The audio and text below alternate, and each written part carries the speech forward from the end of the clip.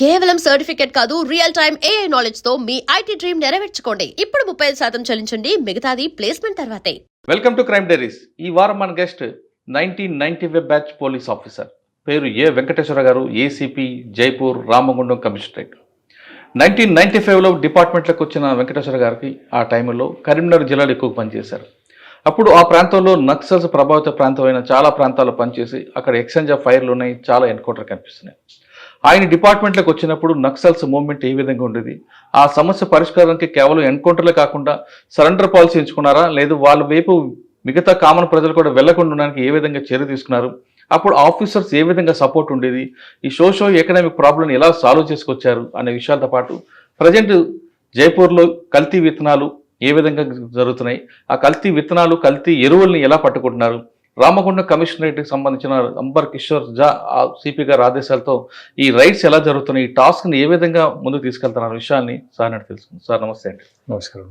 వెంకటేశ్వర గారు, డిపార్ట్మెంట్లోకి మీరు by ఛాన్సా by చాయిసా రావడం, వచ్చిన తర్వాత మీరు కరీంనగర్ జిల్లాలో ఎక్కువ పనిచేస్తున్నప్పుడు మూవ్మెంట్ ఎలా ఉండేది, ఆ మూవ్మెంట్ని ఎదుర్కోవడానికి ఏ విధంగా ఫుడ్ పెట్రోలింగ్ కానీ ఇంటెలిజెన్స్ పెట్రోలింగ్ ఎలా చేసేవారు, మీకు టీం ఎలా దొరికింది, ఆఫీసర్ సపోర్ట్ ఎలా ఉండేది? అంటే ఇప్పుడంటే మూవ్మెంట్ లేదు కాబట్టి అందరూ ప్రశాంతంగా ఉన్నారు, హ్యాపీగా తిరుగుతున్నారు, యూనిఫామ్ వేసుకొని తిరిగేవి. కానీ ఒకప్పుడు మీరు యూనిఫామ్ వేసుకొని తిరగలేని రోజుల్లో ఏ విధంగా ఉండేది? మీరు ఒకసారి ఇంటి నుంచి ఆఫీస్కి వచ్చిన తర్వాత మీ ఇంట్లో ఫ్యామిలీ గారు ఏ విధంగా టెన్షన్ పడేవారు? ఎందుకంటే మీరు తినదనగండం దీర్ఘాశ్మ పరిస్థితి పనిచేసే రోజులు, కరీంనగర్ అనగానే హార్ట్ బెల్ట్. ఇప్పుడు ఇంట్లో పోలీస్ ఫ్యామిలీస్ అందరూ కూడా ఎంత టెన్షన్ పడేవారు?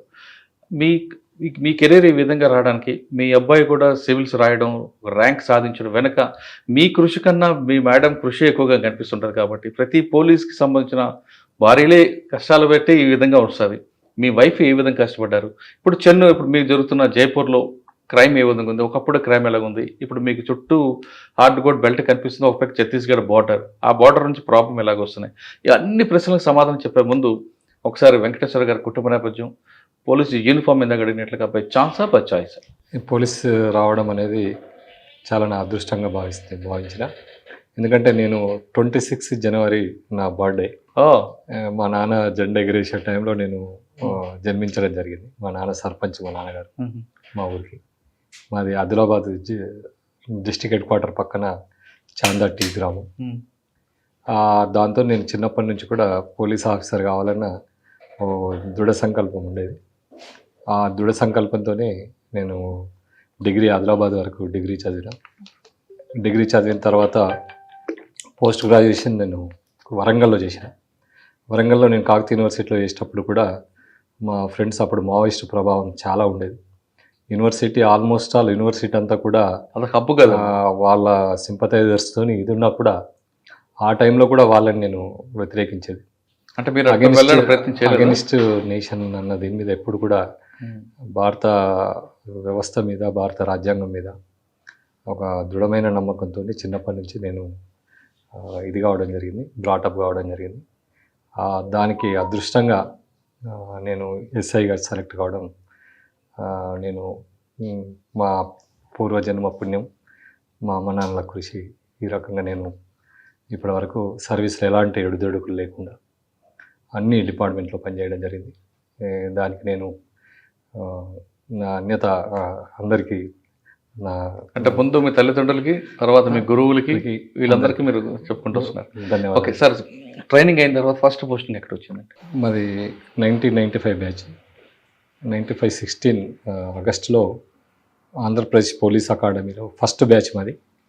అక్కడ ట్రైనింగ్ 9 నెలల శిక్షణ అనంతరం, తర్వాత బటాలియన్ గ్రేవౌండ్స్ శిక్షణ అనంతరం కరీంనగర్ రావడం జరిగింది. మా ఆదిలాబాద్ జిల్లా నుంచి, అప్పుడు ఉమ్మడి ఆదిలాబాద్ జిల్లా నుంచి మా బ్యాచ్లో 4 మాత్రమే సెలెక్ట్ అయినాం. అందులో నేను ఒకరిని. మిగతా ముగ్గురు ఎవరు? మిగతా ముగ్గురు ప్రకాష్, ఇప్పుడు మంచిర్యాల ఆయన బోత్ ప్రాపర్ సార్, శ్రీనివాసరావు అని చెప్పి మందమర్రి ప్రాపర్, కరుణాకర్ రావు అని ఖానాపూర్ ప్రాపర్. మేము 4 వచ్చి ఇక్కడ చేయాలి. అప్పుడు చాలా మట్టు కూడా నేను ఎస్ఐగా సెలెక్ట్ అయినప్పుడు అప్పటికి నేను ఐటీడీఏలో టీచర్గా చేసిన, 1 year టీచర్ చేసిన. అందరూ కూడా, మా అమ్మ నాన్న ఎవరికి కూడా ఇష్టం లేదు. అప్పుడైతే మావోయిస్ట్ ప్రాబల్య ప్రాంతం, ఇంక్లూడింగ్ మా ఆదిలాబాద్ కూడా చాలా ప్రాబల్యమైన ప్రాంతం. ఇంద్రవెల్లి అవన్నీ కూడా మా పరిసర ప్రాంతాలే. మా అమ్మ నాన్నకు అసలు ఇష్టం లేకుండే, అసలు పోలీస్ కావడం ఇష్టం లేదు. అయిపోయింది కదా, ఒక గవర్నమెంట్ నౌకరు దొరికింది, మన వ్యవసాయ కుటుంబంలో ఏదో ఒక ఉద్యోగం ఉంటే సరిపోతుంది కదా అని చెప్పి మా నాన్న కానీ మా బంధువులు కానీ చాలామంది పోవడం ఇష్టం లేకుండే. నేను టీచర్ ఉన్నప్పుడే పెళ్లి చేసుకున్నా, ఇంక్లూడింగ్ మా మామగారికి కూడా ఇష్టం లేకుండే. మా మామగారు కూడా ఎప్పుడు తరచూ ఊళ్ళో అనవసరంగా అమ్మాయిని పోలీసు వాళ్ళకి ఇచ్చామని ఫీల్ అయ్యింది. ఆ సందర్భంలో యాక్చువల్గా నా అదృష్టం ఏంటంటే నేను పోలీస్ కాకముందే పెళ్లి చేసుకున్నాను, లేదంటే ఎవరు పిల్లనిచ్చే పరిస్థితి, అట్లాంటి పరిస్థితులు. మళ్ళీ పోయి కరీంనగర్లో అప్పటికి పోత్కపల్లి అటాక్ అయింది మేము పోయే ముందు. తర్వాత చాలా పోలీస్ స్టేషన్ల మీద ఫైరింగ్ జరిగినాయి, రెగ్యులర్గా పోలీస్ క్యాజువాలిటీ రెగ్యులర్గా జరిగింది. దానిలో భాగంగానే మేము ట్రైనింగ్ అయిపోయిన తర్వాత పెద్దపల్లిలో ప్రొబేషనరీ చేసి ఫస్ట్ పోస్టింగ్ జగిత్యాల డివిజన్లో పెగడపల్లి అనే పోలీస్ స్టేషన్లో విధులు నిర్వర్తించిన. సార్ మీరు పెద్దపల్లి ట్రైనింగ్ అయిన తర్వాత Peddapalli first posting, Peddapalli probationary probationer. అప్పుడు ఎవరు ఎస్పీ ఎవరండి కరీంనగర్? ఇప్పుడు సురేంద్రబాబు ఎస్పీ గారు. ఏం నేర్చుకున్నారు ఆయన దగ్గర? సురేంద్రబాబు గారు చాలా మంచి నాలెడ్జ్ పర్సన్, చాలా డెడికేటెడ్ పోలీస్ ఆఫీసర్. మేము చూసిన దానిలో ఒక డిపార్ట్మెంట్కి ఆయన ఆనిమిత్యం. ఆయన ఒక ఎలిగేషన్లో నన్ను పిలిచి నాకు ఒక 15 నిమిషాలు క్లాస్ ఇవ్వడం జరిగింది. మీకా? మీ మీద ఎలిగేషన్? క్లాస్ ఇచ్చి అప్పుడు కొత్త ప్రొబేషనర్ ఎస్ఐగా ఒక క్లాస్ చెప్పడం జరిగింది. ఆయన చెప్పింది ఇప్పటికి కూడా మాకు జ్ఞాపకం ఉంటుంది. క్లాస్ లా ఈజ్ గ్రే, లా ఒక బూడిద రంగులో మన దగ్గర ఉంటుంది. It can be tune white, it tune dark. మన చేతిలో లా ఉన్నది, లా మన చేతిలో పెట్టడం అనేది రాష్ట్రపతి తర్వాత మనకే ఆ పవర్ ఉంటుంది. కాబట్టి మనం దాన్ని సక్రమంగా యూజ్ చేయాలా. ఒక కేసుని 323గా మనం కేసు సెక్షన్ చేయొచ్చు, ఒక దెబ్బ తాకిన కేసుని. ఒక కొట్టిన కేసుని 324 కింద చేయొచ్చు, అదే కొట్టిన కేసుని 307 కూడా చేయొచ్చు. 302 కూడా చనిపోతుంది దెబ్బ తగిలితే. అట్లా లా అనేది మన చేతిలో, మనం అది applicable is the right way. మనం లా అప్లికేషన్ చేస్తున్నప్పుడు రైట్ వేలో అప్లికేషన్ చేస్తే ప్రాపర్గా మనం సొసైటీని మనం అదుపులో పెట్టగలుగుతుంది. అది మనం నేర్చుకోవాలి ఫస్ట్ అని చెప్పి చెప్పడం జరిగింది. కలర్ బాగా చెప్పారు ఆయన. Law is a grey. ఆ గ్రే అనేది మనం it can be tune white or dark. దాని సిచ్యువేషన్కి అనుకూలంగా మనం ఇది చేసుకుంటే ప్రొఫెషనల్గా మనం చాలా సక్సెస్ఫుల్ అవుతాం. ఎప్పుడైతే లాని మనం పర్ఫెక్ట్ యూజ్ చేస్తామో ఖచ్చితంగా పర్ఫెక్ట్గా పోలీస్ ఆఫీసర్ అవుతారు. కానీ ఆయన ఒక 15 నిమిషాల క్లాసు నా జీవితంలో ఇప్పటికి కూడా మర్చిపోదు. ఓకే, తర్వాత అండి ట్రైనింగ్ అయిన తర్వాత ప్రొబేషనర్ అయిన తర్వాత ఫస్ట్ పోస్టింగ్ పెగడపల్లి పోయినప్పుడు కూడా సార్ పోస్టింగ్ ఇచ్చింది కూడా సురేంద్రబాబు సారే. అప్పుడు మా జగిత్యాలలో బాలసుబ్రహ్మణ్యం ఏఎస్పీ గారు, ఈజీఎంఐ రోల్ మోడల్. ఆయన కూడా ఎప్పుడు చాలా తెలివిగల తమిళ బ్రాహ్మణ్. 24/7 డెడికేటెడ్గా పనిచేయడం జరిగింది ఆ రోజుల్లో. ఆయన టైంలో కోరుట్ల మెట్పల్లి ఏరియాలో చాలా ఫైనాన్స్ చీటింగ్ చాలా పెద్ద ఎత్తున ఉండేది. ఆ ఫైనాన్స్ చీటింగ్ అంతా కూడా సార్ పర్టికులర్గా లీగల్గా ప్రాపర్గా ఇచ్చేసి అక్కడ ఉన్నటువంటి ఆ మోసాల్ని, ఆ చిట్టి మోసాలు కానీ, తర్వాత డిపాజిట్ మోసాలు కానీ అన్నీ కూడా ఇచ్చేసి అక్కడ ఉన్న ఫైనాన్స్ వ్యవస్థను అంతా కూడా దాన్ని ఇచ్చేసి అక్కడ దాదాపు జగిత్యాల డివిజన్ ప్రజలందరికీ కూడా ఫైనాన్స్గా నష్టపోకుండా చాలా కాపాడి ఈరోజు ఆ డివిజన్ అట్లుందంటే ఆయన చెలువని అనిపిస్తుంది.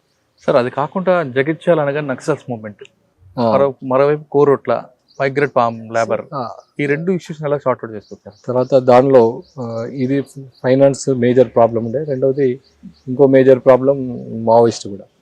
అప్పుడు మేము జగిత్యాల పోయిన క్రమంలో 4 మావోయిస్ట్ దళాలు, 4 దళాలు తిరిగేటి. ఏమేండి?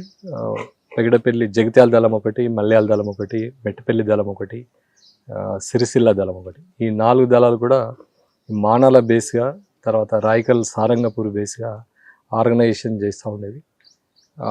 వీటి మీద కూడా ఎప్పుడు ఆ దళాల పైన మనం నిరంతరంగా వాళ్ళ యొక్క సింపథెటిక్ వ్యవస్థని కానీ, వాళ్ళకు ఉన్నటువంటి మిలిటెన్సీ వ్యవస్థను కానీ, వాళ్ళకు ఉన్నటువంటి ఫైనాన్షియల్ వనరులు కానీ, తర్వాత వాళ్ళకు ఉన్నటువంటి ఆయుధ దళాలను కానీ, సాయుధ దళాలను కానీ నిరంతరంగా కరప్ట్ చేస్తూ 2004 వరకు జగిత్యాల డివిజన్లో మేము మావోయిస్ట్ని ఒక రకమైన సెట్ సార్ వాళ్ళు చెప్తున్నట్లుగా జగిత్యాల సబ్ డివిజన్లో అంటే దొరల పెత్తందారుల పోకడు ఉండేవా, లేదంటే ఏదో తుపాకీ పట్టుకోవాలని ఇంటెన్షన్తో వెళ్ళేవారు? అంటే ఐడియాలజీ కాకుండా. ఎస్ ఎస్ ఎస్ మీరు కరెక్ట్ క్వశ్చన్ అడిగారు. మేము పోయిన కొత్తలో మేమంతా కూడా ఆదిలాబాద్ నుంచి పోయిన క్రమంలో చాలామంది దొరతనాలు దొరగడీలు అన్నీ కూడా ఉండేటివి.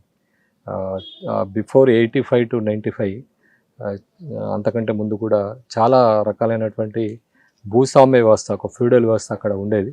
ఆ వేళ్ళు ఊడుకున్న ఫ్యూడల్ వ్యవస్థని మామూలుగా ప్రజాస్వామ్యయుతంగా ఎదుర్కోలేక అక్కడ అప్పుడున్నటువంటి చదువుకున్న యువకులు కొంతమంది ఈ ఫ్యూడలిజాన్ని వ్యతిరేకించడానికి, ఈ దొరతనాల్ని వ్యతిరేకించడం, భూస్వాములకు వ్యతిరేకంగా కొంతమంది ఈ సాయుధులై అప్పుడున్నటువంటి మావోయిస్టు దాన్ని యూజ్ చేసుకొని దున్నేవాడికన్నా భూమితోని చాలామంది ఈ పల్లెలకు వెళ్దాం పద అని చెప్పేసి వాళ్ళు ఇచ్చిన పదంతో జగిత్యాల జైత్య యాత్ర నుంచి కూడా మావోయిస్టు పీపుల్స్ ద్వారా ఫౌండర్ కూడా అక్కడ అయినా కాబట్టి గణపతి ఆర్గనైజేషన్ చాలా స్ట్రాంగ్ ఉండేది. చాలామంది యువకులు మేము పోయిన కొత్తలో మినిమం ప్రతి ఊరు నుంచి 2-3 యూజీలో ఉండేది, ఒక 15-20 మంది మిలిటెన్సీ యాక్టివిటీలో ఉండేది. దాదాపు విలేజ్ మొత్తం కూడా 80% విలేజ్ సింపథెటిక్గా ఉండేది. సార్ ఆ ప్రాంతంలో మీరు చెప్పినట్లుగా జగిత్యాల జైత్యాత్ర లేదా నక్సల్ బరి ఇటువంటి ప్రభావం అంటే హిస్టరీ కనిపిస్తుంటుంది జగిత్యాల మీద. మీరు చెప్తున్నట్లుగా మల్లోజు వేణుగోపాల్ గారు కానీ, మల్లోజు కోటేశ్వరరావు గారు, వీళ్ళందరూ కూడా లెజెండ్స్ అందరూ కూడా అక్కడి నుంచి పుట్టారు. ఆ ప్రభావంతో కొంతమంది వెళ్ళారా? నిజంగానే భూస్వామ్య వ్యవస్థ మీద పోరాటం చేద్దాం వెళ్ళారా? ఇంత జరుగుతున్న టైంలో కూడా కొంతమంది పబ్లిక్ అక్కడి నుంచి ఎందుకు బాంబాయి అటువైపు మైగ్రేట్ అయ్యారు? మరి యాక్చువల్ ఏంటంటే ఈ 85 మూమెంట్, మావోయిస్ట్ మూమెంట్ 85-82 నుంచి తెలంగాణలో బలంగా ఇదింది. ఆ టైంలో జగిత్యాల జైత్ర యాత్ర జరిగిన తర్వాత జనాలందరూ కూడా చాలామంది చదువుకున్న యువకులు మావోయిస్ట్ వైపు ప్రభావితం చేయడం జరిగింది. వాళ్ళు పోయిన క్రమంలో ఊళ్ళో ఉన్నటువంటి ఈ దొరలని ఈ హింసాయుత్వ మార్గంలో వాళ్ళని తరలించడం జరిగింది. అక్కడున్న భూములలో కూడా ఎర్ర జెండాలు పాతడం జరిగింది. ఆ భూస్వాములు ఊళ్ళకి వెళ్ళిపోయిన తర్వాత అక్కడ ఉన్న జనాలంతా కూడా ఫ్రీడమ్గా మూమెంట్ వచ్చి ఆ భూములన్నీ కూడా వాళ్ళు దున్నుకొని దొర ఊళ్ళో లేకపోయేసరికి ఊళ్ళలో కూడా ఒక చైతన్యం, రాజకీయ చైతన్యం కానొచ్చు. మరి అటువంటి రాజకీయ చైతన్యం వచ్చిన పరిస్థితుల్లో కూడా కొంతమంది యువకులు బొంబాయి వెళ్ళడానికి వెనక ఉద్దేశం ఏంటనుకుంటారు? అక్కడ ఏంటంటే ఈ ఎస్ఆర్ఎస్పి కెనాల్ రాకముందు ఏంటంటే అక్కడ ఉన్న పరిస్థితి చాలా డ్రాట్ ఏరియా ఉండేది.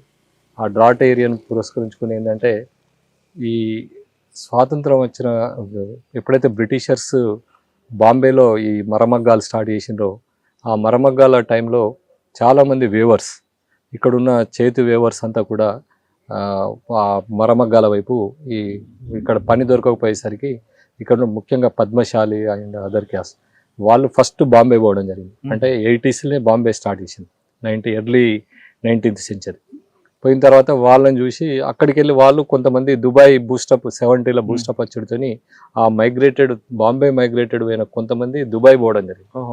దుబాయ్ స్టార్ట్ ఇది మెయిన్ కారణం ఏంటంటే ఎప్పుడైతే ఈ మరమగ్గాలు ఇక్కడ మన చేనేత ఇక్కడ కుదుటపడ్డదో ఆ బ్రిటిషర్ టైంలో చాలా మంది పద్మశాలి వేవర్స్ అంతా కూడా అక్కడికి మైగ్రేట్గా సిరిసిల్ల కానీ జగిత్యాల కానీ చుట్టుపక్కల ప్రాంతాలు కానీ వాళ్ళు దుబాయ్ బూస్టప్ 70-75లో దుబాయ్ ఏరియా పెట్రోల్ పడడం, ఈ క్రూడ్ ఆయిల్ అదంతా పెట్టిన తర్వాత డెవలప్మెంట్ ఇదైన తర్వాత వాళ్ళంతా దుబాయ్ పోయిన తర్వాత వాళ్ళని చూసి మిగతా క్యాస్ట్ వాళ్ళు కూడా వాళ్ళు దుబాయ్ పోవడం, ఇక్కడ అక్కడ ఏజెంట్ వ్యవస్థ ఏర్పడడం, ఇదంతా కూడా చాలా మంది విలేజ్కి 100 నుంచి 200 మంది ఖచ్చితంగా అక్కడ మైగ్రేట్ అయ్యారు. సార్ మూమెంట్ ఉన్న టైంలో కొంతమంది వాళ్ళకి భయపడి గ్రామాలు విడిచిపెట్టి హైదరాబాద్ తలదాచుకున్నారు, వాస్తవం? అప్పుడు చాలా మట్టుకు ఏంటంటే మావోయిస్ట్ ప్రభావిత ప్రాంతాల్లో ఎవరైతే భూస్వాములు ఉన్నారో వాళ్ళంతా కూడా ఫైనాన్షియల్గా అంత సౌండ్ ఉన్న పర్సన్స్, వాళ్ళంతా పోయి నియరెస్ట్ టౌన్స్ జగిత్యాల కానీ సిరిసిల్ల కానీ కరీంనగర్ కానీ హైదరాబాద్ కానీ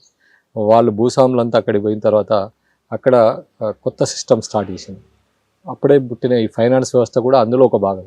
అలాంటి పోయిన వ్యక్తులే కొంతమంది ఈ ఫైనాన్స్ వ్యవస్థని పుట్టియడం జరిగింది. అట్లా పోయిన తర్వాత కొన్ని వ్యాపారాలలో తర్వాత ఎడ్యుకేషన్ పరంగా, పిల్లల ఎడ్యుకేషన్ పరంగా చాలా రకాలైనటువంటి అవకాశాలు వచ్చినాయి. వాళ్ళు విలేజ్ విడిచి వెళ్ళిన తర్వాత చాలా రకాలైనటువంటి పెట్టుబడిదారులు, చాలా రకాలైనటువంటి ఎంటర్ప్రైనర్స్గా తయారైంది. చాలా మంది ఆ రకం కూడా వాళ్ళు బాగుపడ్డారు. తర్వాత ఈ విలేజ్ లో కూడా చాలా క్యాస్ట్లు భూములు దున్నుకొని వీళ్ళు కూడా మూమెంట్ ఉండడం పనికొచ్చింది అప్పుడు. ఆ moment 85 to 95 is the okay. అంటే దానివల్లే కొంత ప్రయోజనం జరిగింది, సామాజిక మార్పు, తర్వాత ఆర్థిక మార్పు జరిగింది. సార్ మీరు పనిచేసిన పగిడిపల్లి కానీ మిగతా ప్రాంతాల్లో మూమెంట్ ఎక్కువ ఉండేది. అప్పుడులో పోలీసులను దాడులు చేయడం లేదా పోలీసులను చంపడం వంటి కార్యక్రమాలు ఎక్కువ ఉండేవి. అవి ఎలా మీరు ఎదుర్కొంటూ వచ్చేవారు? యూనిఫామ్ లేకుండా వెళ్ళే రోజులు అప్పుడు. యాక్చువల్ ఏంటంటే మేము చెప్పాను కదా, ఈ triangle first Maoist sympathetic ground, militant ground, సాయుధ దళం, ఈ మూడు ఉండేవి.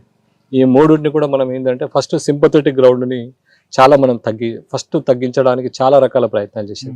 అప్పుడు మా ఊరికి రండి అనే ప్రోగ్రామ్ కానీ, తర్వాత విలేజ్లో టోర్నమెంట్స్ కానీ, గైడెన్స్ సెల్ ఒకటి మేము ప్రతిదానికి విలేజ్లో గైడ్ చేసేది. ప్రతి విషయంలో కూడా విలేజ్ని మనం రెగ్యులర్గా టచ్ చేస్తూ ఉండేది. ఆ సింపథెటిక్ గ్రౌండ్ 95 తర్వాత ఈ జెండాలు బాతిన భూములు ఎవరు కూడా దున్నకుండా పోయినాయి. జనాలు కూడా మావోయిస్టు మరి ఉండి ఏం చేస్తున్నారు, వాళ్ళ ఏదైతే గోల్ 95 వరకే అయిపోయింది వాళ్ళు. ఆఫ్టర్ 95 వాళ్ళు చేసే రాజకీయం అంతా కూడా జనాలకు ఎక్కడ అక్కర్రాదు. 2004లో ఒక అవకాశం వచ్చింది. మావోయిస్టు అప్పుడు గిట వాళ్ళు తుపాకులు వదిలిపెట్టి ప్రజా జీవితంలో వస్తే ఇప్పుడున్న కొంతమంది నాయకులతో పాటు వాళ్ళు కూడా మంచి నాయకులు అయ్యేటోళ్ళు, దేశానికి చాలా ప్రయోజనం కూడా జరిగింది. లైక్ మీరు చూస్తున్నారు కొంతమంది నాయకులు. ఇప్పుడు పరిస్థితి మావోయిస్టులు ఈ రోజు ఆ పరిస్థితి ఎదుర్కొంటున్నారంటే ఆ రోజు ఆ పరిస్థితిని వాళ్ళు సద్వినియోగం చేసుకోకపోవడం. అంటే 95 నుంచి 2004 మధ్యలో సరిగ్గా వాళ్ళ లైన్ మార్చుకోలే. 95 వరకు వాళ్ళు అనుసరించిన మార్గం కొంత మనం దాన్ని యాక్సెప్ట్ చేయొచ్చు. కానీ 95 తర్వాత వాళ్ళ సిద్ధాంతం అనేది ఇండియా డెవలప్ కావడం, మైగ్రేషన్ పెరగడం, ఎడ్యుకేషన్ పెరగడం, గవర్నమెంట్ పథకాలన్నీ కూడా గ్రౌండ్ లెవెల్ ఇది కావడం, కమ్యూనికేషన్ వ్యవస్థ పెరగడం, ట్రాన్స్పోర్టేషన్ వ్యవస్థ పెరగడం, దీన్ని వాళ్ళు అర్థం చేసుకోలేకపోయారు. ఇంకా ఫ్యూడలిజం అనుకుంటా వాళ్ళంతా. అంటే 94-95 తర్వాత వాళ్ళ లైన్ కొత్త లైన్ రాలేదు, పాత లైన్ లోనే వాళ్ళగా ఉన్నారు కాబట్టి ప్రజాబలం తగ్గిపోయింది. ప్రజాబలం తగ్గిపోయిన తర్వాత ఉన్న మావోయిస్ట్ ఏంటంటే ప్రతి ఒక్కరిని శత్రువుగా భావించడం. వాళ్ళు ఏదైతే భూస్వాములకు వ్యతిరేకంగా పోరాటం స్టార్ట్ చేసినటువంటి మావోయిస్టులు ఒక విలేజ్లో ఉన్న ఒక సుంకరిని, విలేజ్లో ఉన్నటువంటి ఒక దళిత బహుజనుని, విలేజ్లో ఉన్నటువంటి ఏదో పోలీస్ ఇన్ఫార్మర్ అని చెప్పి వాళ్ళ సిద్ధాంతాలకు నడవట్లేదని చెప్పి వాళ్ళ అడుగులకు మడుగులొత్తలేదని చెప్పి చాలా దారుణంగా మాకన్నా ముందని చంపడం జరిగింది. చాలా దాన్ని మేము వ్యతిరేకించేది అప్పుడు. ఆ టైంలో బాగా కలిసివేసిన సంఘటన చెప్పండి. అన్యాయంగా ఒక వ్యక్తిని చంపడం, లేదంటే రాజకీయ నాయకులను టార్గెట్ చేసి హత్య చేయడం, కిడ్నాప్ చేయడం, బ్లాస్టింగ్ చేయడం. ఒక రుద్రంగి అనే విలేజ్లో మేము ఇది చేస్తున్నప్పుడు నిజంగా కూడా ఏంటంటే పాపం ఒక లేడీ సుంకరి అంటే ఊళ్ళో చిన్న సుంకరి పనిచేసే ఆమెని 3 బొమ్మలు అని ఉంటాయి అక్కడ. ఆ 3 బొమ్మల కాడికి తీసుకుపోయి ఆమె తలనరికి అక్కడ పెట్టడం జరిగింది. ఇన్ఫార్మర్ పోలీస్ కు సపోర్ట్ చేస్తుంది. అది చాలా మహిళను చంపకూడదు కదా, మహిళ అని లేకుండా సిద్ధాంతంలో మహిళను చంపకూడదు. అదే కదా, ఇప్పుడు వాళ్ళంతా కూడా ల్యాంపెనింగ్ గా ఎప్పుడైతే వీళ్ళు 95 తర్వాత ఈ ల్యాంపెన్ మూమెంట్ ఎప్పుడైతే స్టార్ట్ అయిందో అప్పుడు వాళ్ళ పతనం, రాజకీయ సిద్ధాంతాన్ని పక్కకు పెట్టిన క్రమంలో వాళ్ళకు ఈ రోజు ఆ పరిస్థితి ఏర్పడడం జరిగింది. చంపి తలని పెడతారా? తలని చంపి అక్కడ 3 బొమ్మలు, గాంధీ నెహ్రూ బొమ్మలు ఉంటాయి కదా, ఆ బొమ్మల కాడ పెడతారు. అంటే ఎవరైనా పోలీస్ అయితే ఈ విధంగా పనిష్మెంట్ ఉంటుంది. పెద్ద ఎత్తున ప్రొపగండా చేసి అప్పుడు చాలా రకాలుగా మావోయిస్ట్ అంటే ఎవరు ఇంత క్రూరంగా చేస్తారు, ప్రజల మధ్యన కూడా చాలా తిరుగుబాటు వచ్చింది. అంటే బహుశా ఆ ఇన్సిడెంట్ వాళ్ళకు బ్యాడ్ అయిందేమో. అట్లాంటి చాలా ఇన్సిడెంట్స్, ఒకటి నేను ఉదాహరణ ఇన్సిడెంట్, అట్లాంటి చాలా ఇన్సిడెంట్స్ ఇన్ఫార్మర్ గుర్తుంది చెప్పండి మీకు బాగా. ఒక ఇన్సిడెంట్ ఏంటంటే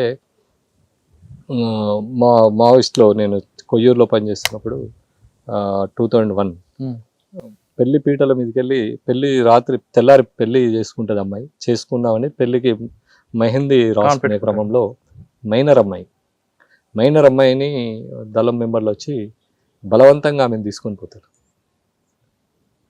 తెల్లారి పెళ్లి, దాని మీద కూడా మేము తీసుకెళ్ళి ఏం చేస్తారంటే దళంలో తిప్పుకోవడానికి కారణం ఏంటంటే అక్కడ ఒక దళ సభ్యుడు ఈమెను ప్రేమిస్తున్నాడు, వాడు బయటకు వెళ్ళిపోతాడు ఈమె లేకుంటే అని చెప్పేసి ఒక ఫాల్స్ ఆలోచించాడు. మైనర్ అమ్మాయిని దళ సభ్యుడి కోసం అమ్మాయిని తీసుకొని అక్కడ తీసుకొని పోయింది. అప్పుడు ఉన్నటువంటి అక్కడ శ్రీకాంత్ అని చెప్పి దళ కమాండర్, ధర్మల మల్లికార్జున అనే.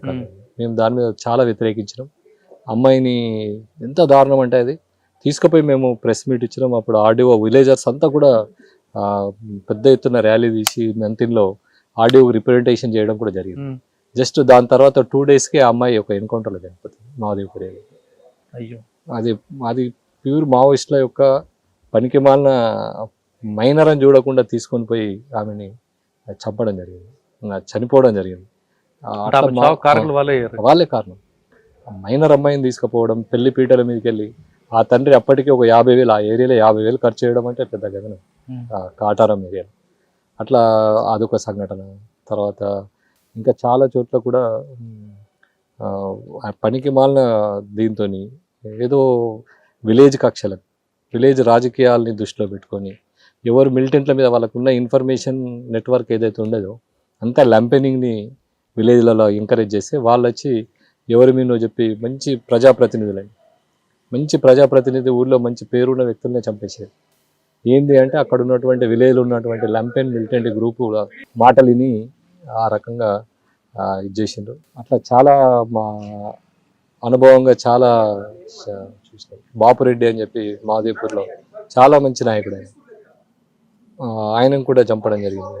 తర్వాత 2001లో పర్కాల్, నేను కమలాపూర్లో పనిచేసిన పర్కాల్లో సుందరయ్య అని ఒక డాక్టర్, చాలా మంచి డాక్టర్ ఆయనను కూడా చంపడం. ఎందుకు చంపినారు అని ఒక నేరెళ్ళ రవికుమార్ అనేట ఆయనని మేము అడిగితే, ప్రజాస్వామ్యంలో మంచి వ్యక్తులు ఉండద్దు, ప్రజాస్వామ్యంలో లంపెన్ గాళ్ళు ఉంటే ప్రజలంతా మా వైపు వస్తారని మేము చంపినామని. అప్పుడులో దుద్దర మన శ్రీధర్ బాబు గారు మంత్రి గారు తండ్రి కూడా చనిపోవడం. ఆయన కూడా మంచి నాయకుడు, మంచి ప్రజలలో పాపం పేద ప్రజలకు ఆ ఏరియాలో పెద్ద దిక్కుగా ఉండేది. ఆయన కూడా తీసుకుపోయిన క్రమంలో మేము అదే ఏరియాలో పనిచేసినాం. అసలు ఆ రోజు ఏం జరిగిందండి? ఏదో మాట్లాడదామని చెప్పి తీసుకొని పోయి చంపడం. పూర్వపరాలన్నీ కూడా మాకు అంతగా తెలియదు సార్. ఆ ప్రాంతంలో మీరు పనిచేస్తున్న టైంలో మీరు మావోయిస్టులు అంటే నక్సల్ చేస్తున్న అరాచకాలు చెప్పుకొచ్చారు. ఇంకా మీ వైపు నుంచి ఏ విధంగా కోంబింగ్ ఉండేది? మీరు ఏ విధంగా అంటే అటు మావోయిస్టులు సపోర్ట్ చేస్తున్నారని ఇన్ఫార్మల్, ఎవరైతే కోవర్ట్ ఉన్నారని ఇన్ఫార్మ్ వాళ్ళని తీసుకెళ్ళి అంటే అన్నలకు అన్నం పెట్టారని నెపంతో కూడా చాలా మంది తీసుకెళ్లి కేసులు పెట్టి రిమాండ్ చేశారు. మేము పోయిన 95 కొత్తలో ఉండేది. మా సురేంద్రబాబు ఎస్పీ గారు కానీ, మా ఉమేష్ చంద్ర సార్ కానీ, మా ప్రవీణ్ కుమార్ సార్ టైంలో కానీ మేము చాలా రకాలుగా ఈ ఏదైతే మీరు అన్నది ఉన్నది చూడు, తీసుకుపోయి కొట్టడం, 3rd డిగ్రీ ఉపయోగించడం కానీ, లేదంటే ఏదో రికార్డ్ పర్పస్గా వాళ్ళని చేసి ఎన్కౌంటర్లు చేయడం కానీ, అవన్నీ కూడా ఆల్మోస్ట్ ఆల్ స్టాప్ చేసి 95 వరకు జరిగేది. అది కొద్దిగా ఉండేది కావచ్చు. అంటే వాళ్ళ అన్నలకు అన్నం పెట్టారని వైలెన్స్ ని న్యూట్రలైజ్ చేయడానికి ఇంకో వైలెన్స్ జరిగేది కావచ్చు. కానీ ఆఫ్టర్ 95 చాలా రకాలుగా పోలీసు మావోయిస్ట్ పోవడానికి తెలంగాణ పోలీసు చేయని ప్రయత్నం లేదు. సార్ మీరు ఆ టైంలో చాలా ఎక్స్చేంజ్ ఆఫ్ ఫైర్ చేశారు. ఫస్ట్ ఎక్స్చేంజ్ ఆఫ్ ఫైర్ ఎక్కడ జరిగింది? Combing exchange of fire Manala అడవులలో ఫస్ట్ ఎక్స్చేంజ్ ఆఫ్ ఫైర్ చేసింది. ఫస్ట్ కతలాపూర్ మండలంలో చింతగట్టు అని ఒక విలేజ్ ఉంటుంది. ఆ విలేజ్ కోనాపూర్ మధ్యలో ఫస్ట్ ఎక్స్చేంజ్ ఆఫ్ ఫైర్ చేసింది. దానిలో అనుపురం కొమరయ్య అని చెప్పి అప్పుడు జిల్లా కార్యదర్శి ఉన్నాయి, ఆయన పీరియడ్లో చేయడం జరిగింది. గాలిలో కాల్పులు జరిగినాయి. ఎవరికి మీ రికార్డులో దాదాపు 30 నుంచి 40 వరకు ఎక్స్చేంజ్ ఆఫ్ ఫైర్లు ఉన్నాయి, 13 ఎన్కౌంటర్లు ఉంటాయి. మీ సిచ్యువేషన్ తగ్గట్టు మీరు హ్యాండిల్ చేసి ఉండొచ్చు కాదన్ను, కానీ మీకు ఒక మనసు ఉంది కాబట్టి అరే అన్యాయంగా చచ్చిపోయారా అని ఫీల్ అయ్యే సంఘటన జరిగింది అనిపించేది కదా. వాళ్ళంతా కూడా మన సమాజంలో సభ్యులు, మన వాళ్ళే కదా, మన వాళ్ళే. నీకు ఒక ఉదాహరణ చెప్తా. రాజారాం అని చెప్పి హన్మకొండ జంట నగరాల కార్యదర్శి. ఆ పిల్లోడు నా రూమ్ పక్కన ఉండేది. నేను ఎంఏ ఎకనామిక్స్, ఎంఏ కామర్స్. ఆ పిల్లోడు ఆయన నక్సలైట్ అని నాకు తెలియదు, కానీ ఆయన almost all Maoist RSU organiser. ఆయన జంట నగరాల కార్యదర్శిగా చనిపోయినప్పుడు చాలా బాధపడాల్సి వచ్చింది. రెగ్యులర్గా మేము బయాజ్ చేసేది, ఎందుకు అన్న మావోయిజంతో మీరు ఏం సాధించాలనుకుంటున్న దాని మీద, సమాజంలో మీరు ఏం కోరుతున్నారు అన్న మీద, వైలెన్స్ అనేది భారత సమాజానికి పనికిరాదన్న దాని మీద చాలా బయాజ్ చేసేది. ఆయన చనిపోయినప్పుడు మాత్రం చాలా బాధపడ్డాడు. ఎందుకంటే నాలాగా పోలీస్ కావాల్సినాడు, నాలాగా ఈ దేశానికి సేవ చేయాల్సినాడు ఈ రకంగా యాంటీ నేషన్గా పోయి బలైపోయింది అని చెప్పి బాగా. ఎక్స్చేంజ్ ఆఫ్ ఫైర్లు జరుగుతుంటప్పుడు ఒక మంచి ఎక్స్చేంజ్ అంటే బాగా గుర్తుండిపోయిన ఎక్స్చేంజ్ ఆఫ్ ఫైర్ చెప్పండి. అంటే త్రుట్లో మీరు కూడా తప్పించుకునే సంఘటన ఉంటాయి. చాలా సందర్భాలలో తప్పించుకున్నామండి. ఇది ఒకటి బాగా కొత్తపేట అని రాయకల్ PS లిమిట్స్ లో ఒక ఎక్స్చేంజ్ ఆఫ్ అక్కడ ఏదో దళం మీద వైలెన్స్ చేస్తుంది ఒక నలుగురిని తీసుకుపోయి కొడుతున్నారు అన్న దాని మీద మేము ఒక ఇన్ఫర్మేషన్ ఉంటే వెళ్ళాం. వెళ్తే వాళ్ళకు మాకు జస్ట్ 10 అడుగుల డిస్టెన్స్ వరకు వెళ్ళి ఎక్స్చేంజ్ ఆఫ్ ఫైర్ అయ్యింది. అయిన తర్వాత ఆ టైంలో మేము కూడా AK-47 మా తోటలకు కూడా కొద్దిగా ఇంజూర్డ్ అయ్యారు. మాకు కూడా పిల్లెట్స్ కొన్ని పైకి వెళ్ళిపోయినాయి. ఆ టైంలో బాగా తుటుకులో తప్పించుకున్నాం. తర్వాత మహాదేవ్పూర్ ఏరియాలో చాలాసార్లు వాళ్ళ అంబుష్కి వెళ్ళి రెడ్డిపల్లి కానీ కనకనూరులో కానీ రెడ్డిపల్లిలో కానీ చాలా సందర్భాలలో మహాదేవ్పూర్ ఏరియాలో చాలా ఎక్స్చేంజ్ ఫైర్లు. తర్వాత నిజామాబాద్ బార్డర్ మానాలలో కూడా ఒకసారి first people's guerrilla army first PLGA పుట్టింది. ఫస్ట్ ఎక్స్చేంజ్ ఆఫ్ ఫైర్ మేము చేసినాం. దానిలో 70 క్లామోర్ మైన్స్ అయినాయి. మా మీద కిలోమీటర్ పొడుగా అంబుష్ చేసింది. లక్ ఏంటంటే మేము ఆ వైపు ఆ రూట్లో వెళ్ళకుండా వాళ్ళ కౌంటర్ రూట్లో వెళ్ళి ఎక్స్చేంజ్ ఆఫ్ ఫైర్ చేసినాం. మేము చేసిన ఎక్స్చేంజ్ ఆఫ్ ఫైర్తో ఆవల మానాల నిజామాబాద్కి పోయి అక్కడ ఒక 7 మహిళలు ఎన్కౌంటర్ అయ్యారు. సార్ ఆ మానాల ఎన్కౌంటర్ గురించి చెప్పండి. ఎందుకంటే ఒక కేస్ స్టడీగా ఉండిపోయింది. ఇప్పుడు మానాల ఎన్కౌంటర్ నేను ఓకే సార్. పెద్దపల్లి తర్వాత ఎక్కడికి వచ్చారు? పగిడిపల్లి తర్వాత రాయకల్లో 3 years చేశాను సార్. తర్వాత కతలాపూర్ వెళ్ళాను సార్. తర్వాత మెట్పల్లి చేశాను. జగిత్యాల డివిజన్లో 6 పోలీస్ స్టేషన్ చేశాను సార్. తర్వాత జగిత్యాల ఇట్లా గోదావరిఖని డివిజన్లో కొయ్యూరు చేశాను సార్. అప్పుడు కొయ్యూరు ఎన్కౌంటర్ జరిగింది. ఆ ఎన్కౌంటర్ తర్వాత నేను వెళ్ళాను అక్కడికి. అచ్చా, కొయ్యూరు ఎన్కౌంటర్ గురించి చెప్పండి. కొయ్యూరు ఎన్కౌంటర్లో శీలం నరేష్ అని చెప్పి నల్ల ఆదిరెడ్డి, శీలం నరేష్ చాలా ఇంపార్టెంట్ క్యాడర్ వాళ్ళు. ఆ ఎన్కౌంటర్లో వాళ్ళు అక్కడ కొయ్యూరులో జెండా బెంగళూరు తీసుకొచ్చి ఇక్కడ ఎన్కౌంటర్ చేస్తారంట, వాస్తవం? ఆ విషయం తెలియదు. ఆ ఎన్కౌంటర్ తర్వాత నేను అక్కడికి వెళ్ళాను. సార్ మీరు కరీంనగర్లో ఎంతకాలం పనిచేస్తుంటారు? 20 years. 20 years అంటే SI-CA అక్కడే? SI-CA అక్కడే. ఓకే. 20 yearsలో ఎంతమంది ఆఫీసర్లు మీకు? సురేంద్రబాబు గారు? సురేంద్రబాబు సార్ ఫస్ట్, తర్వాత ఉమేష్ చంద్ర సార్, తర్వాత నళిన్ ప్రభాస్ సార్, తర్వాత ప్రవీణ్ కుమార్ సార్, తర్వాత గంగాధర్ సార్, శివశంకర్ రెడ్డి సార్. వీళ్ళ పీరియడ్లో ఆల్మోస్ట్ మీరు లెజెండ్స్ దగ్గర పనిచేస్తారు అందరూ ఆల్మోస్ట్. వీళ్ళందరి దగ్గర మీకు బాగా నచ్చిన ఆఫీసర్ ఎవరు? అంటే ఒక్కొక్కటి పర్సెప్షన్ ఒకలా ఉంటుంది, అందరినీ ఒకలా చేయలేం, కానీ మీకు బాగా అటాచ్మెంట్ ఉన్న ఆఫీసర్ ఎవరు? వాళ్ళంతా నలుగురు కూడా మాకు చాలా అటాచ్మెంట్లో ఉన్న ఆఫీసర్లే. సురేంద్రబాబు సార్ ఇప్పుడు పోయినా కూడా మమ్మల్ని గుర్తుపెట్టి ఆదరిస్తారు.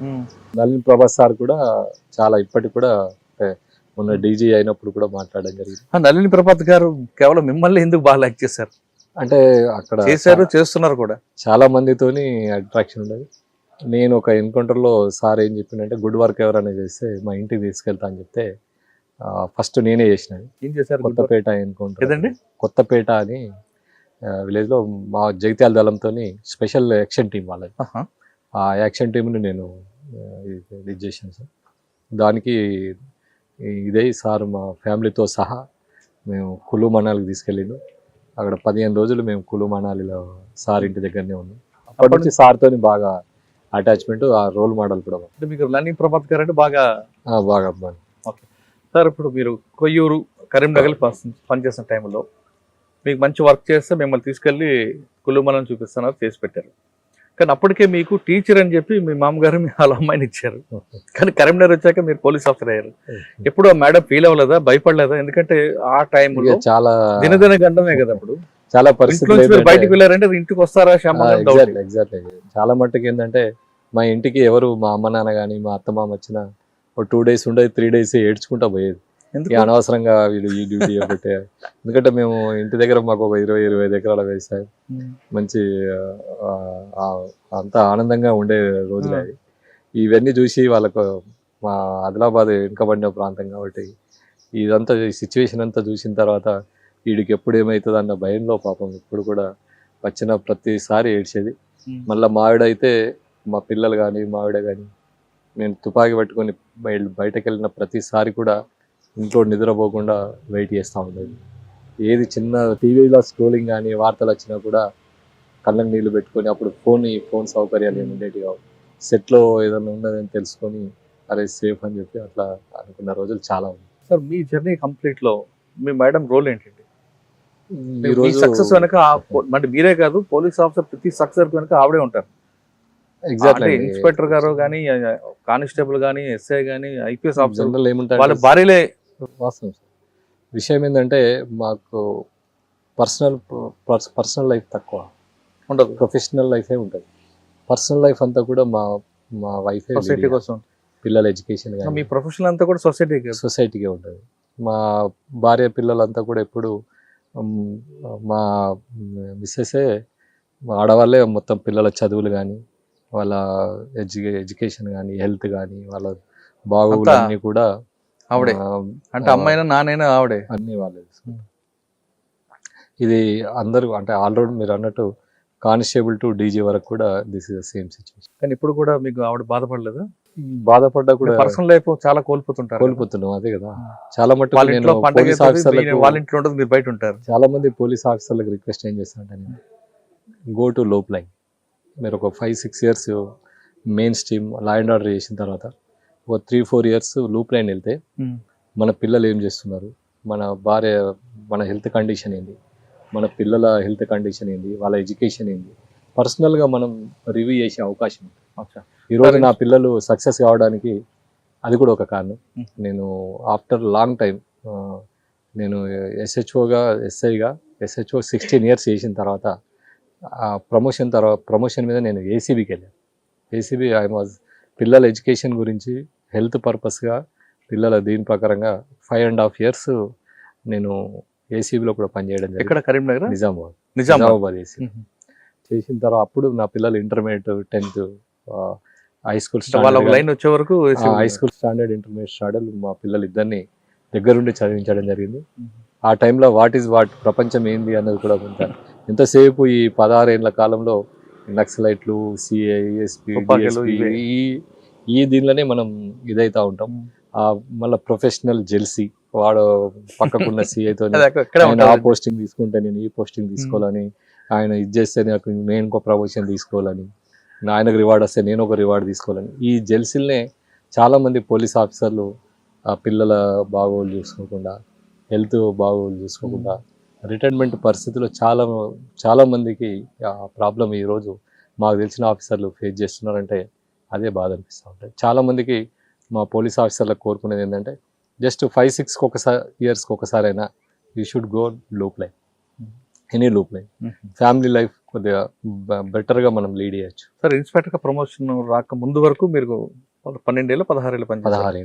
16 ఏళ్ళు 4 లెజెండ్ సార్ పనిచేశారు. అందులో బాగా గుర్తుండిపోయిన ఒక కేసు చెప్పగలరా? ఎవరిది వాళ్ళే రోల్. ఇప్పుడు ప్రవీణ్ కుమార్ వచ్చింది ఒక రోల్, ఆయన ఒక మోడల్గా తీసుకొని ఆయన ఒక పని చేయడం జరిగింది. నళిన్ ప్రభాస్ సార్ ఒక మోడల్ తీసుకొని పనిచేయడం జరిగింది. ఉమేష్ చంద్ర సార్ ఒక మోడల్గా తీసుకొని పనిచేసింది. సురేంద్రబాబు సార్ ఒక మోడల్గా తీసుకొని, అంటే ఎవరి పీరియడ్ వాళ్ళది, ఎవరి సిచ్యువేషన్ వాళ్ళది. ఆ సిచ్యువేషన్కి అనుకూలంగా వాళ్ళు పనిచేసి వాళ్ళ పని అంతా కూడా మావోయిస్ట్ని ఎట్లా కర్వ్ చేయాలా, ఇక్కడ ఉన్నటువంటి ఇతర నక్సలైట్ గ్రూపులందరినీ కూడా ఎలా కర్వ్ చేయాలన్న ఉద్దేశంతోనే వాళ్ళు పనిచేయడం. కొంతమంది ఎన్కౌంటర్లే లక్ష్యంగా వెళ్ళారు, మరికొంతమంది సరెండర్ పాలసీ, మరికొంతమంది పాలసీ ప్రకారంగా. ఇప్పుడు ఆ సురేంద్రబాబు టైంలో ఆయన చేసిన పాలసీ ఏంది, only real exchange of fires, that is fake exchange of fires. We do not want. ఆయన 80% ఆయన ఇది చేయలే, 80% అట్లా చేసిన వాళ్ళని కూడా ఆయన ఊరుకోవాలి. తర్వాత రియల్ ఎక్స్చేంజ్ ఆఫ్ ఫైర్స్ రియల్గా ఇది చేయడం జరిగింది. నళిన్ ప్రభాత్ వచ్చిన తర్వాత కూడా అది పీక్ మూమెంట్, ఆ వైలెన్స్ కూడా అట్లనే ఉండేది. కౌంటర్ వాళ్ళు కూడా చాలా మందిని, పొలిటీషియన్స్ కానీ, పోలీసుని కానీ, తర్వాత మామూలు వ్యక్తులు, ఇన్ఫార్మర్లని కానీ చాలా వైలెన్స్గా పోయేది. కాబట్టి పోలీస్ కూడా ఆ టైంలో వైలెన్స్గా పోవాల్సి వచ్చింది. ఆఫ్టర్ 2000, 2001, 2004, 2003 ప్రాంతంలో ప్రవీణ్ కుమార్ వచ్చిన పీరియడ్లో ఏంటంటే ఉమేష్ చంద్ర సార్ కూడా జస్ట్ 6 months చేశాడు. సార్ది కూడా సేమ్ నళిన్ ప్రభాత్ 6 నెలలు పనిచేస్తారండి. అవును, 6 నెలలు పనిచేసిన ఆయన ట్రాన్స్ఫర్ అవగానే మొత్తం మీరందరూ కూడా అప్పుడు మా మీద కూడా కేసులు అయినాయి, మా స్పెషల్ పార్టీ మీద. మా 6 నెలలు అంత అభిమానం చాలా, అంటే ఆయన మోటివేషన్ అట్లుండేది. Is a legend police officer. ఆయన మోటివేషన్లో ఎవరు పనిచేసినా కూడా ఆయన కంటే ఎక్కువ ఇంతజంగా పనిచేస్తారు. అది ఆయన దగ్గర ఉన్న గొప్పతనం. అందుకే 6 నెలల్లో ఆయన ట్రాన్స్ఫర్ అవగానే మీ అందరూ చాలా కరీంనగర్ పోలీసులో ఒక తనదైన ముద్ర ఏర్పాటు చేయడం జరిగింది. కేసులు కూడా అయినట్లే. అప్పుడు చాలా మంది పోలీస్ ఆఫీసర్ల మీద కూడా మీ అందరూ మీరు ఉన్నారా? మా మీద కూడా అప్పుడు ఎంక్వైరీస్ జరిగింది. ఓకే. తర్వాత ప్రవీణ్ కుమార్ గారు చెప్పండి. ఆయన ప్రవీణ్ board కుమార్ ఎలా సార్ పీరియడ్లో ఏంటంటే ఈ సార్ ఏంటంటే ఈ ఏరియా పుత్రుడు కాబట్టి ఆయన ఒక సామాజిక వర్గానికి ఒక ఈ ఏరియాలో ఉన్న ఆయన మెంబర్ ఇది కాబట్టి ఆయన ఇక్కడ ఉన్న సమాజాన్ని చాలా స్టడీ చేసి ఏం చేసినంటే అంతకుముందు వరకు ఏముండదంటే ఒక దళంని మనం ఎన్కౌంటర్ చేసినా వాళ్ళు 10 రోజులలో ఇంకో 10 మంది కలిసి ఒక దళం ఫామ్ అయింది. తర్వాత ఏం చేసిందంటే సరెండర్ పాలసీ చాలా, అంతకుముందు ఎవరైనా సరెండర్ అయితే పోలీస్ చుట్టూ తిప్పుకొని వాళ్ళని మా పోలీస్ దగ్గరనే పెట్టుకొని బయటకు పంపించేది కాదు. సరెండర్ అయిన తర్వాత ఏం చేసినంటే సరెండర్ పాలసీ ప్రాపర్గా గవర్నమెంట్ తరఫు నుంచి వాళ్ళకు 2-3 లక్షలు ఇచ్చి వాళ్ళకి జీవనోపాధి ఇచ్చి వాళ్ళ మీద కేసులన్నీ కూడా ఎత్తివేసి వాళ్ళు ఊళ్ళో ఫ్రీగా ఉండేటట్టు చేయడం వల్ల చాలామంది బలవంతంగా దళంలో వేయనోళ్ళు, బలవంతంగా ఎట్లా అంటే అప్పటి వరకు దళంలో వేయటోళ్ళు ఎట్లుండేదంటే చాలామంది ఎవరు కూడా మనస్ఫూర్తిగా దళంలో వేయనోళ్ళు లేరు 2000 తర్వాత. అవునా? విషయం ఏంటంటే వాళ్ళని ఏదో చిన్న విలేజ్లో చిన్న గ్లడ్జెస్ ఉంటాయి, ఏదో పక్కోళ్ళతో గొడవ ఉంటుంది, భూమి పంచాయతీ ఏదో ఉంటుంది. ఆ సందర్భంగా దళం దగ్గరకు పోయితే ఈ దళం ఏం చేసేది వాళ్ళ చుట్టూ తిప్పుకొని ఒక వైలెన్స్కి తీసుకుపోయేది. ఎవరినో కొట్టడానికో చంపడానికో ఈ పిల్లోడిని మెల్లగా వీడు ఆ తుపాకి పట్టుకుంటే మన ఊర్లో మనకు అందరు భయపడతారు అన్న దీంతో వాళ్ళు ఎంబడిపోతే ఆ వైలెన్స్ చేసే కాడ వీడిని ముందు పెట్టంటే ఊరోళ్ళు అందరూ చూస్తుండే పలానా విలేజ్ వాడు అన్నలలో తిరుగుతున్నాడు. అది మా దాకా వచ్చేది. మా దాకా వచ్చిన తర్వాత మేము వాని కొర తిరిగితే అప్పుడు వాడు దళంకు టచ్ అయ్యి అన్న ఆ దళం ఏం చెప్పేదంటే నువ్వు బయటకు వెళ్తే పోలీసు వాళ్ళు చంపేస్తారు, నువ్వు మా దగ్గరనే ఉండు గమ్ము. కానీ అట్లా సగం మంది దళంలో వాళ్ళే తిరిగారు. ఎప్పుడైతే ఈ సరెండర్ పాలసీ మేము పెట్టిన తర్వాత చాలామంది అట్లాంటి ఎవరైతే పోయినరో చిన్న కారణాల వల్ల దళంలో పోయిన వాళ్ళంతా కూడా తుపాకులు అక్కడ వారేసి బయటకు రావడం. సార్ అదే టైంలో ప్రవీణ్ కుమార్ గారు ఎక్స్పీ టైంలో 43 మంది ఒకేసారి సరెండర్ అయ్యిండు. దాదాపు 300 మంది. జనశక్తి అయితే పూర్తిగా లేకుండా 43 మంది ఒకేసారి జనశక్తి మొత్తం ఆ దెబ్బతో జనశక్తి పూర్తిగా నామరూపాలు లేకుండా పోయింది. మావోయిస్టులో కూడా చాలా మట్టుకు రిక్రూట్మెంట్ తగ్గిపోయింది. ఈ లోపు కోవర్ట్ ఆపరేషన్ స్టార్ట్ అయింది. ఆ కోవర్ట్ ఆపరేషన్ తోను కూడా వాళ్ళు రిక్రూట్మెంట్ నమ్మలేకపోయాడు. వాడు ఎవడు ట్రూ పర్సన్ ఎవడి ఆ అపనమ్మకం ఒకటి, ఈ సరెండర్ పాలసీ ఒకటి, ఈ రెండుతో ఏమైందంటే కరీంనగర్లో 2004 వచ్చే వరకు ఆల్మోస్ట్ ఆల్ దళాలన్నీ కూడా వైండప్ అయిపోయినాయి. కానీ కొంతమంది పార్టీలోకి హోంగార్డులకి పంపించి దళ సభ్యుడిగా వాళ్ళ ఇన్ఫర్మేషన్ తీసుకొచ్చేవారు కదా అప్పుడు. కోవర్ట్ ఆపరేషన్స్ అప్పుడు ఇట్లాంటి వాళ్ళలో ఉన్నటువంటి కొంత వ్యక్తులు వాళ్ళ సిద్ధాంతం మీద విరక్తి చెంది వాళ్ళు ఉంటే దేశానికి నష్టం అన్న ఉద్దేశంతో కొంతమంది మా వైపు వచ్చేది వాస్తవం. ఖచ్చితంగా వాళ్ళు కూడా పిలిపించి సరెండర్ అయ్యి వాళ్ళకి హోంగార్డుల జాబ్ ఇవ్వడం కూడా చేయించేవారు కదా. తప్పకుండా చాలా మందికి మనం సరెండర్ పాలసీలో వాళ్ళకు జీవనోపాధి కల్పించడం మన ఇది. దానిలో కొంతమందిని హోంగార్డ్ కూడా చేయడం జరిగింది. సార్ 4 సంవత్సరాల్లో అయిపోయింది, 4 లెజెండ్స్ చూశారు.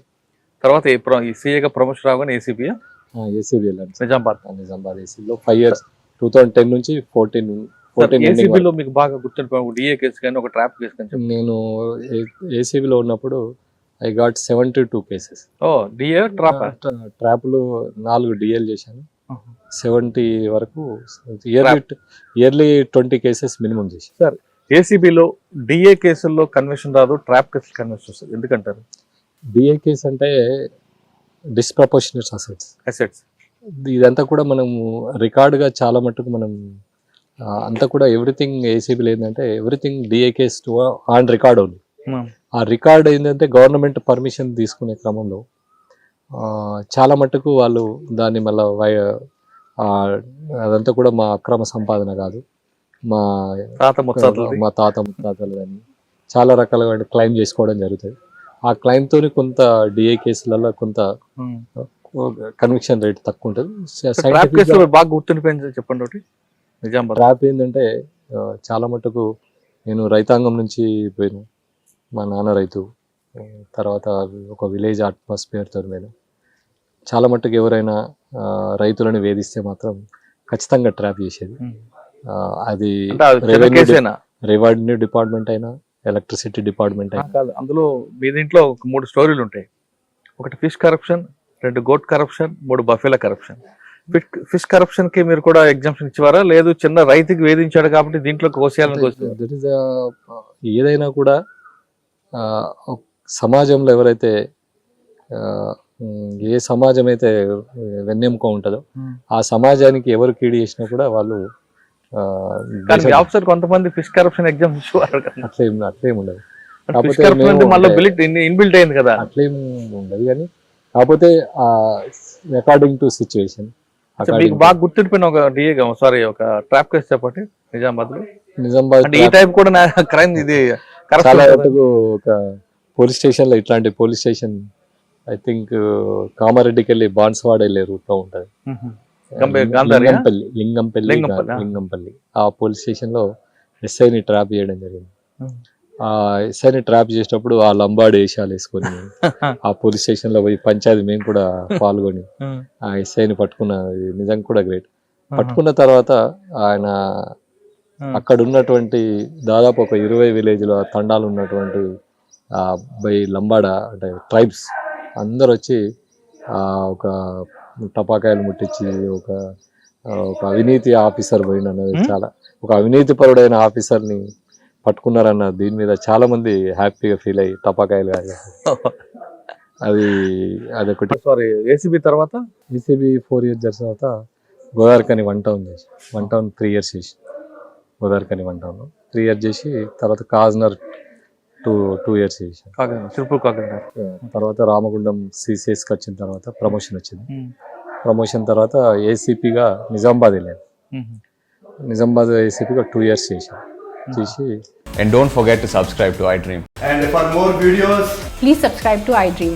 Please subscribe to iDream. Please subscribe iDream. And please subscribe to iDream. For more videos, subscribe to iDream. please like, share and subscribe to the channel. Congratulations, iDream. Subscribe to iDream. Subscribe to iDream. So subscribe to iDream Media. iDream ki iDream team andarki huge congratulations. Please subscribe iDream Media. Please subscribe to iDream. Subscribe iDream. Please subscribe to iDream. iDream అంటే నా కళల channel subscribe చేసుకున్న నోరు తిరుగుతలేదు, మీరైతే గంట గుర్తు కొట్టండి. For more such videos, please subscribe to iDream. Subscribe to iDream. Please subscribe to iDream. Please subscribe iDream Media. Please do subscribe to iDream. Please subscribe to iDream Media. For best entertainment and information, please subscribe iDream.